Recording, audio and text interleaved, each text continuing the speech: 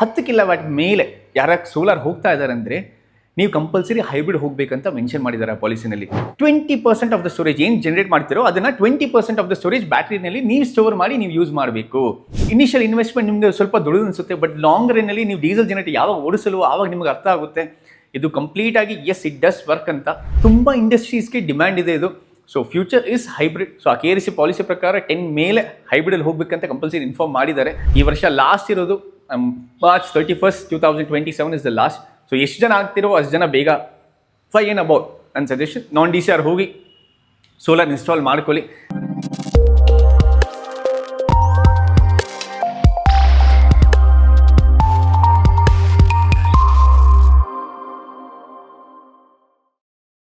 ಎಲ್ಲರಿಗೂ ನಮಸ್ಕಾರ. ಮೊನ್ನೆ ಆ್ಯಕ್ಚುಲಿ ಒಂದು ನೋಟಿಸ್ ಬಂದಿತ್ತು. ನೋಟಿಸ್ ಅಂದರೆ ಗವರ್ಮೆಂಟ್ ಕಡೆಯಿಂದ ಬಂದಿತ್ತು. KRC ಬಂದುಬಿಟ್ಟು ಒಂದು ಹೊಸ ಡ್ರಾಫ್ಟ್ ಪಾಲಿಸಿ ಮಾಡಿದೆ. ಆ್ಯಕ್ಚುಲಿ ಏನಂತ ಅಂದರೆ, ನಾನು ಯಾವತ್ತೇ ಹೇಳ್ತಾ ಇದ್ದೆ ಕಸ್ಟಮರ್ಸ್ಗೆ hybrid future, energy storage is the future ಅಂತ ನಾನು ಮುಂಚೆಯಿಂದನೇ ಶುರು ಮಾಡ್ತಾ ಇದ್ದೆ. ಸೊ ನಾವು 2021 ಸ್ಟಾರ್ಟ್ ಮಾಡಿ ನಮ್ಮ ಸೋಲಾರ್ ಅಂತ ಚಿಕ್ಕದು ಲಿಥಿಯಂ ಬ್ಯಾಟ್ರೀಸು, ಚಿಕ್ಕದು ಆಫ್ ಗ್ರಿಡ್ ಪ್ರಾಡಕ್ಟ್ಸ್ ಮಾಡ್ತಾ ಇದ್ವಿ. ಬಟ್ ಅದು ಮೆಸ್ಸಪ್ ಇತ್ತು, ಯಾಕಂದರೆ ಸರ್ವಿಸ್ ಅಂತ ಬರುವಾಗ always it was headache. So ಹಂಗಾಗಿ ನಾವು ಸ್ವಲ್ಪ ಮೇಲೆ ಬಂದುಬಿಟ್ಟು ನಾವು ಕರೆಂಟ್ಲಿ ಡೇ ಮಾಡ್ತಾ ಇದ್ವಿ. ಸೊ ಡೇನಲ್ಲಿ ಸಿಂಗಲ್ ಫೇಸ್ ಇನ್ವರ್ಟರ್ಸ್ ಆಗಲಿ, 3 ಫೇಸ್ ಆಗಲಿ, ಪ್ಲಸ್ HP ಆಗಲಿ, ಕಮರ್ಷಿಯಲ್ ಆಗಲಿ 30 ಕಿಲೋವ್ಯಾಟಿಂದ 125 ಕಿಲೋವ್ಯಾಟ್ ತನಕ, ಪ್ಲಸ್ ಬೆಸ್ಸು ಇದೆ, ಮೆಗಾವಾಟ್ ಸೈಜ್ ಕಂಟೈನರ್ಸು ಅವ್ರ ಹತ್ರ ಅವೈಲೇಬಲ್ ಇದೆ. ಫಸ್ಟ್ ಥಿಂಗ್, ಆ ಪಾಲಿಸಿ ಏನಂತಂದರೆ ಗೋಯಿಂಗ್ ಫಾರ್ವರ್ಡ್ 10 ಕಿಲೋವ್ಯಾಟ್ ಮೇಲೆ ಯಾರ ಸೋಲಾರ್ ಹೋಗ್ತಾ ಇದ್ದಾರೆ ಅಂದರೆ ನೀವು ಕಂಪಲ್ಸರಿ ಹೈಬ್ರಿಡ್ ಹೋಗಬೇಕಂತ ಮೆನ್ಷನ್ ಮಾಡಿದ್ದಾರೆ ಆ ಪಾಲಿಸಿನಲ್ಲಿ. So 10 kilowatt and above customers compulsory hybrid ಮಾಡಿದ್ದಾರೆ ಒಂದು. ಸೆಕೆಂಡ್ ಥಿಂಗ್ ಏನು ಇನ್ಫಾರ್ಮ್ ಮಾಡಿದ್ದಾರೆ ಅಂದರೆ 20% ಆಫ್ ದ ಸ್ಟೋರೇಜ್ ಏನು ಜನರೇಟ್ ಮಾಡ್ತಿರೋ ಅದನ್ನು 20% ಆಫ್ ದ ಸ್ಟೋರೇಜ್ ಬ್ಯಾಟ್ರಿನಲ್ಲಿ ನೀವು ಸ್ಟೋರ್ ಮಾಡಿ ನೀವು ಯೂಸ್ ಮಾಡಬೇಕು. ಇದು ಏನಕ್ಕೆ ಮಾಡ್ತಾ ಇದ್ದಾರೆ ಅಂದರೆ, ಎಲೆಕ್ಟ್ರಿಸಿಟಿ ಅನ್ನೋದು ತುಂಬ ಡಿಮ್ಯಾಂಡ್ ಇದೆ. ಸೊ ಈ ಬಿಗ್ ಟಾಕ್ಸ್, ಈ ಡೇಟಾ ಸೆಂಟರ್ಸು ಎಕ್ಸೆಟ್ರಾ ನಮ್ಮ ಬೆಂಗಳೂರೇ ಇಟ್ಕೊಳ್ಳಿ, ಇರೋ ಕಾರ್ಪೊರೇಟ್ಸ್ಗೆ, ಆ ಕಂಪನೀಸ್ಗೆ 24/7 ಎಲ್ಲನೂ ರನ್ ಆಗಬೇಕು. ಸೊ ಎಲೆಕ್ಟ್ರಿಸಿಟಿ ಅನ್ನೋದು ತುಂಬ ಡಿಮ್ಯಾಂಡಲ್ಲಿದೆ. ಪ್ಲಸ್ ಎಲೆಕ್ಟ್ರಿಕ್ ವೆಹಿಕಲ್ಸು, ಕಾರ್ಸು ಎಲ್ಲ ನೋಡಿದ್ದೀರಾ. ಸೊ ಆ ಪಾಲಿಸೀಸ್ ಎಲ್ಲ ಅಡ್ಯಾಪ್ಟ್ ಮಾಡಬೇಕಾದ್ರೆ ಸೊ ಗೌರ್ಮೆಂಟ್ ಏನು ಇನಿಷಿಯೇಟಿವ್ ತಗೊಂಡಿದೆ ಅಂದರೆ ಕರ್ನಾಟಕ ಗೌರ್ಮೆಂಟಲ್ಲಿ, ಸೊ ಒಂದು ಹೈಬ್ರಿಡ್. ಕಾರಣ ನಾನು ಯಾವತ್ತೂ ಫಸ್ಟ್ ಅನ್ನೋ ಥರ ಇಟ್ಸ್ ಬಿನ್ 3rd ಇಯರ್ ನಮಗೆ ಇದು ಡೇ ಜೊತೆಗೆ hybrid is the future. So ತುಂಬ ಕಸ್ಟಮರ್ಸು, ನಮ್ಮ customers especially they go with hybrid. So ಬೇರೆ ಕಂಪನೀಸ್, ಟ್ರೆಡಿಷನಲ್ ಕಂಪನೀಸ್ ಏನು ಮಾಡ್ತಾರೆ, ಆನ್ ಗ್ರಿಡಲ್ಲಿ 5, 10, 15, 100 ಕಿಲೋವ್ಯಾಟ್, 500 ಕಿಲೋವ್ಯಾಟ್ ತನಕ ಆನ್ ಗ್ರಿಡಲ್ಲಿ ಎಲ್ಲರೂ ಮಾಡ್ತಾರೆ. But when it comes to hybrid, customers ತುಂಬ ನೀಶ್ ಇದ್ದಾರೆ, ಎಲ್ಲರೂ ಹೈಬ್ರಿಡ್ ಚೂಸ್ ಮಾಡಿ ಪ್ರಿಫರ್ ಮಾಡಲ್ಲ. ಬಟ್ ನಮ್ಮ ಸೋಲಾರಿಂದ ನಮ್ಮ ಕಾನ್ಸೆಪ್ಟ್ ಏನಂದರೆ, ಫಾರ್ ಎಕ್ಸಾಂಪಲ್ ಊರೇ ಆನ್ ಗ್ರಿಡ್ ಮಾಡ್ತಾರೆ, ನಮ್ಮ ಸೋಲಾರಿಂದ we do hybrid projects more. Especially ಇವಾಗ ನಿಮಗೆ ಒಂದು ಇಂಡಸ್ಟ್ರಿ ಇದೆ, ನಿಮ್ಮದೊಂದು ಹಾಸ್ಪಿಟಲ್ಸ್ ಇದೆ, ಆ DG ರೀಪ್ಲೇಸ್ಮೆಂಟ್ ಇದೆ. That is what is the concept of hybrid. ನೀವು ಜನರೇಟ್ ಮಾಡಿ ಎಲೆಕ್ಟ್ರಿಸಿಟಿನ ಫಸ್ಟ್ ಪವರ್ ಕಟ್ ಆಗಿದೆ ಡೇ ಟೈಮಲ್ಲಿ, ಆವಾಗ ನೀವು ಇದಕ್ಕೆ ಕನ್ಸ್ಯೂಮ್ ಮಾಡ್ಕೊಳ್ಬೋದು. ಸೆಕೆಂಡ್, ಬ್ಯಾಟ್ರಿ ಸ್ಟೋರ್ ಆಗಿರುತ್ತೆ. ಸೊ ಬ್ಯಾಟ್ರೀಸ್ ಪವರ್ ಕಟ್ ಆದರೂ ಬ್ಯಾಟ್ರೀಸಿಂದ ಸಿಸ್ಟಮ್ ಎಲ್ಲ ಕಂಪ್ಲೀಟ್ ರನ್ ಅಪ್ ಮಾಡ್ಬೋದು. ಥರ್ಡ್ ಮೋಸ್ಟ್ ಇಂಪಾರ್ಟೆಂಟ್ ಥಿಂಗ್, ಆ ಡೀಸೆಲ್ ಜನರೇಟರ್ ಏನಿದೆ ಅದನ್ನು ರೀಪ್ಲೇಸ್ ಮಾಡ್ಬೋದು ನೀವು. ಯಾಕಂದರೆ ಎಕ್ಸಸ್ ಇರೋ ಪವರ್ನ ನೀವು ಗ್ರಿಡ್ಗೆ ವಾಪಸ್ ಕೊಡ್ತಾ ಇದ್ದೀರಾ. ಸೊ ಹಂಗೆ ನಿಮಗೆ ಯೂನಿಟ್ ಮೈನಸ್ ಆಗುತ್ತೆ ನಿಮ್ಮ ಕನ್ಸಂಪ್ಷನ್ ಇಲ್ಲ ಅಂದರೆ. 6 ಗಂಟೆ ಆಮೇಲೆ ಬ್ಯಾಟ್ರಿಯಿಂದ ಡಿಸ್ಚಾರ್ಜ್ ಇಡ್ಬೋದು. ಸೊ ಇದು ಇನಿಷಿಯಲ್ ಇನ್ವೆಸ್ಟ್ಮೆಂಟ್ ನಿಮಗೆ ಸ್ವಲ್ಪ ದೊಡ್ಡದು ಅನಿಸುತ್ತೆ, ಬಟ್ ಲಾಂಗ್ ರನ್ನಲ್ಲಿ ನೀವು ಡೀಸೆಲ್ ಜನರೇಟ್ ಯಾವಾಗ ಓಡಿಸಲು ಆವಾಗ ನಿಮಗೆ ಅರ್ಥ ಆಗುತ್ತೆ ಇದು ಕಂಪ್ಲೀಟ್ ಆಗಿ ಎಸ್ ಇಟ್ ಡಸ್ ವರ್ಕ್ ಅಂತ. ತುಂಬ ಜನ ಇವಾಗ ಇಂಡಸ್ಟ್ರೀಸ್ಗೆ ಇನ್ವೆಸ್ಟ್ ಮಾಡಿದ್ದಾರೆ. ರೀಸೆಂಟ್ಲಿ ಒಂದು ಫುಡ್ ಪ್ರಾಸೆಸಿಂಗ್ ಇಂಡಸ್ಟ್ರಿಗೆ ಒಂದು 30 ಕಿಲೋವ್ಯಾಟ್ ಸೆಟಪ್ ಮಾಡಿದ್ವಿ. ಆ ವಿಡಿಯೋ ಬೇಗ ಬರುತ್ತೆ. ಸೊ ಅವ್ರಿಗೆ ಏನು ಮಾಡಿದೆ ಅಂದರೆ, ಅದು ಪ್ಯೂರ್ ಆಫ್ ಗ್ರಿಡ್, ಆ್ಯಕ್ಚುಲಿ ಕರೆಂಟೇ ಇಲ್ಲ ಅಲ್ಲಿ, ಎಲ್ಲ ಆಟೋಮೆಟಿಕ್ ಮೆಷಿನ್ಸ್ ಆ್ಯಕ್ಚುಲಿ. ಸೊ ಈ ಗ್ಯಾಸ್ ಇಶ್ಯೂಸ್ ಇದೆಲ್ಲ ಇದೆ ನೋಡಿ, ಅದೆಲ್ಲ ಕರೆಂಟಿಂದ ಓಡೋದು. ಸೊ ಅದು ಫುಲ್ ಆಟೋಮೇಷನ್ ಕಂಪ್ಲೀಟಾಗಿ ಮಾಡಿದ್ದೀವಿ. ಸೊ ಈ ಥರ ನಾನು ಹೇಳ್ತಾ ಇರೋದು, ತುಂಬ ಇಂಡಸ್ಟ್ರೀಸ್ಗೆ ಡಿಮ್ಯಾಂಡ್ ಇದೆ ಇದು. So future is hybrid. So ಆ KRC ಪಾಲಿಸಿ ಪ್ರಕಾರ 10 ಮೇಲೆ ಹೈಬ್ರಿಡಲ್ಲಿ ಹೋಗ್ಬೇಕಂತ ಕಂಪಲ್ಸರಿ ಇನ್ಫಾರ್ಮ್ ಮಾಡಿದ್ದಾರೆ.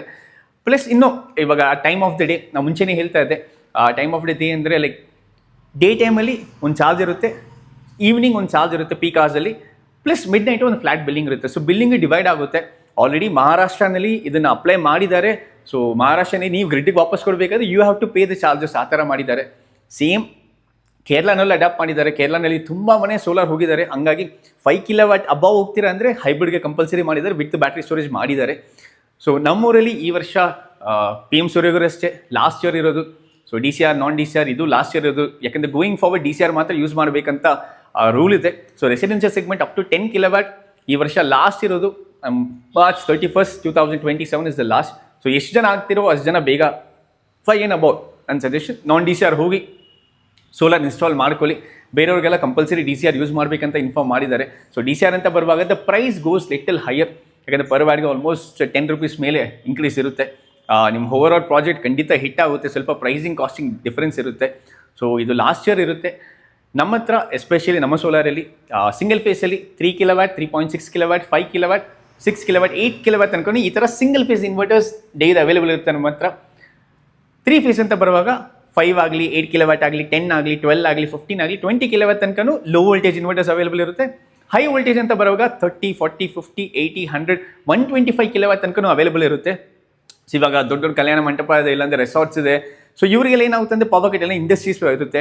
ಅವ್ರೇನು ಮಾಡ್ತಾರೆ, ಈ ಟ್ರೆಡಿಷನಲ್ ಡೀಸೆಲ್ ಜನರೇಟರ್ ಯೂಸ್ ಮಾಡ್ತಾ ಇದ್ದಾರೆ. ಪವರ್ ಕಟ್ ಆಯ್ತಾ ಇಮಿಡಿಯೇಟ್ ಡಿ ಜಿ ಆನ್ ಆಗುತ್ತೆ, ಯಾಕಂದರೆ ಅವ್ರ ಬಿಸ್ನೆಸ್ ರನ್ ಆಗಬೇಕಂತ. ಅದನ್ನು ರಿಪ್ಲೇಸ್ಮೆಂಟ್ ನಾವು ಮಾಡ್ತಾ ಇದ್ದೀವಿ. ಮೇಲೆ ಸೋಲಾರ್ ಪ್ಯಾನಲ್ ಹಾಕಿ ನಿಮ್ಮ ಆಫೀಸ್ ಮೇಲೆ ಇನ್ವರ್ಟರ್ ಬ್ಯಾಟ್ರಿ ಫಿಕ್ಸ್ ಮಾಡಿ, ಏನಿದೆಯೋ ನೀವು ಜನರೇಟ್ ಮಾಡೋದು ಮಾಡಿ, ಎಕ್ಸಸ್ ಇರೋದು ನೀವು ಗ್ರಿಡ್ಗೆ ಕೊಡಿ. ಹಂಗೆ ಆ ಡಿ ಜಿ ರೀಪ್ಲೇಸ್ಮೆಂಟ್ಸ್ ನಿಮ್ಗೆ ವರ್ಕೌಟ್ ಆಗುತ್ತೆ.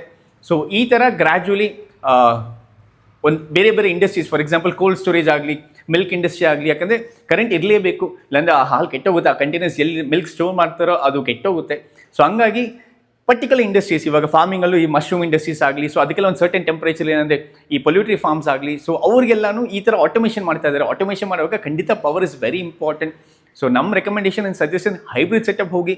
ಸೊ ಎಕ್ಸಸ್ ಇರೋ ಜನರೇಟ್ ಆಗೋದು ಯೂನಿಟ್ಸ್ ವಾಪಸ್ ಗ್ರಿಡ್ಗೆ ಕೊಡ್ಬೋದು. ಒಂದು second thing, D G replacement ಆಗುತ್ತೆ ನಿಮಗೆ. ಬ್ಯಾಟ್ರೀಸ್ ಬೇಕಾದ್ರೆ ಹೆಚ್ ವಿನಲ್ಲಿ ನಿಮ್ಗೆ ಒಂದು ರ್ಯಾಕ್ ಅಂದರೆ ಆಲ್ಮೋಸ್ಟ್ 60 ಕಿಲೋವ್ಯಾಟ್ ಬ್ಯಾಟ್ರೀಸ್ ಬರುತ್ತೆ. 5 ಕಿಲೋವ್ಯಾಟ್ ಅವ್ರ ಒಂದು ಬ್ಯಾಟ್ರಿ ಇರುತ್ತೆ. ಎಕ್ಸ್ಟ್ರಾ ಬೇಕಾದ್ರೆ you can add in batteries. ಅದ್ರ ಪ್ರಕಾರ ಪ್ಯಾನಲ್ ಕೆಪಾಸಿಟಿ ಆ್ಯಡ್ ಮಾಡ್ಕೊಳ್ಬೋದು. The best part, power cut ಮೇಲೆ ಡಿಪೆಂಡೆನ್ಸಿ ಇರಲ್ಲ. ಡೇ ಟೈಮ್ ಆಗಲಿ ಪ್ಯಾನಲಿಂದ ಬ್ಯಾಟ್ರಿಯಿಂದ ನಿಮ್ಗೆ ರನ್ ಆಗುತ್ತೆ. ಇನ್ ಕೇಸ್ 6 ಗಂಟೆ ಆಮೇಲೆ ಆಯಿತು, ಬ್ಯಾಟ್ರಿಯಿಂದ ನೀವು ಡಿಸ್ಚಾರ್ಜ್ ಮಾಡ್ಬೋದು.